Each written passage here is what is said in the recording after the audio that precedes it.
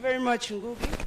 You know, I met Ngugi last year, a year ago, and I met him in Bondo town. So I know people have been asking, how did Ngugi become a senator all of a sudden? You have to come to Bondo.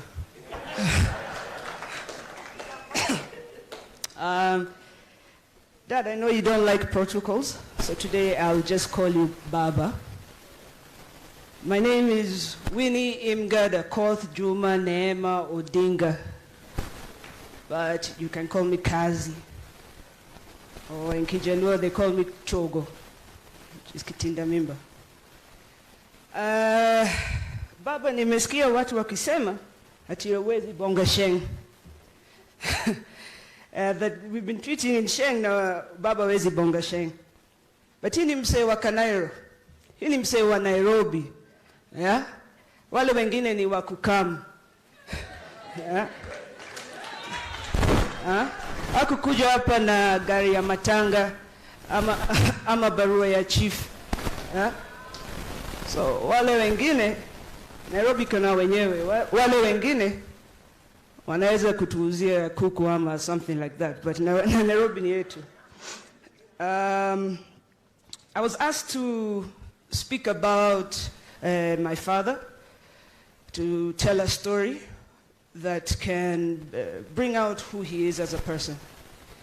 So when I was thinking about it, I was wondering, what story could I really talk about? And I tried to remember the first memory I have of my father, which I'm going to tell you about today. You know, in our house, we're two sets of siblings. And my siblings have their own story, which is a very deep and sad story. So I will not speak about it today because it's not my story to tell. I remember when I was younger, he was always working. He was always working, and he would always come home late, around 11:15, and he would leave by 6 in the morning. So I remember wanting to wait for him.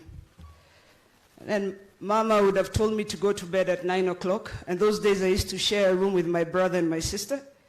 And our rooms were facing the gate.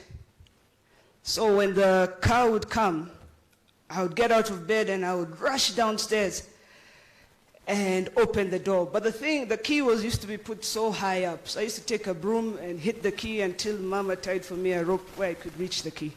So I would open the door. And when you open the door, I would see him there with a briefcase, his newspapers, and a big phone.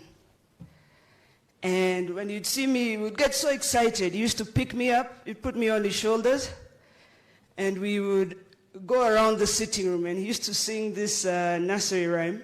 It was in Dulu, I don't remember the words, but I remember it was about a donkey. And it would go something like that, then the end would go hee-haw, hee-haw, hee-haw. And he used to do that, hee-haw, and we would collapse on the chair. Then he would sit on the chair, I would go down quickly, I'd untie his shoes, take his shoes to the door, take the briefcase to the room with the phone, put it on the charger. I walk into the room, Mama is asking me why I'm still awake. Then I'd run downstairs, we'd watch the 11 o'clock news, and see you next time. So next time was not it wasn't today, tomorrow, whatever. It was long periods of time. So one day I asked him, where do you go? Why do you always come so late? What do you do? And he told me, I'm going to show you where I go. So that time, it was about 97, we went for an NDP rally. And that was the time of Tinga. And he put me on the tractor he was on. And as the tractor was driving through, people were screaming and, excited, and I got so afraid. And he told me, don't be afraid, these are your people. And I asked him, what do you mean, my people? And he said, no, this is your family. And he said that if you live a good life, then they must live better than you. And if you think, thank you. If you think you deserve the best, then they deserve better.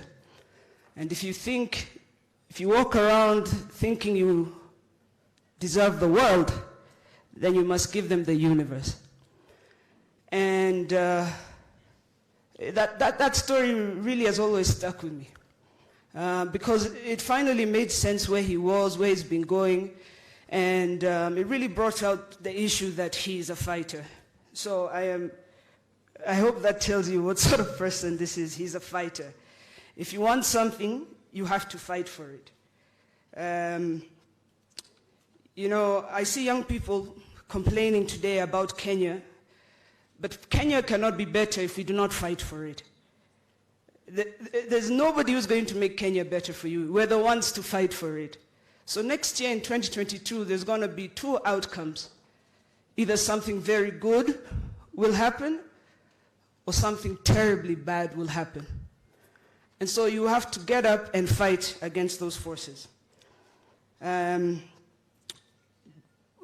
life, when we talk about things, there's nobody who's going to give anything to you, okay?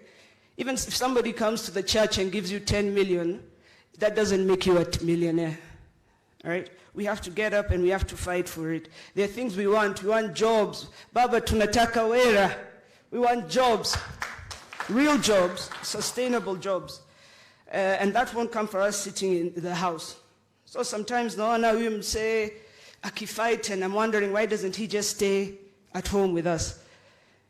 And I realize the fight is part of the fight. You have to join the fight and go with him. So hiyo mambo ya kukaa kwa nyumba ati msee fulani au fulani will fight for you, hizo ni jokes. You have to get up, join the fight. And the first step to the fight is to register to vote. So tell your friend, tell a friend, tell another friend, for heaven's sake, we have to register to vote. I'm proud to have a father like Baba. I see somebody who's still fighting for us after all these years. And by us, I mean you people, the people of Kenya. Because as a family, we've never really owned him. He's always been out with you guys. So you're the real owners of him. You're the ones he spent 8 years in detention for. You're the ones he spent those long nights out for and weeks away from home. And you're the ones who time after time he shakes hands for. And so I would just implore everybody to join the fight. Now, Ngugi, nimesikia you're looking for a second wife. First, people are always telling me that.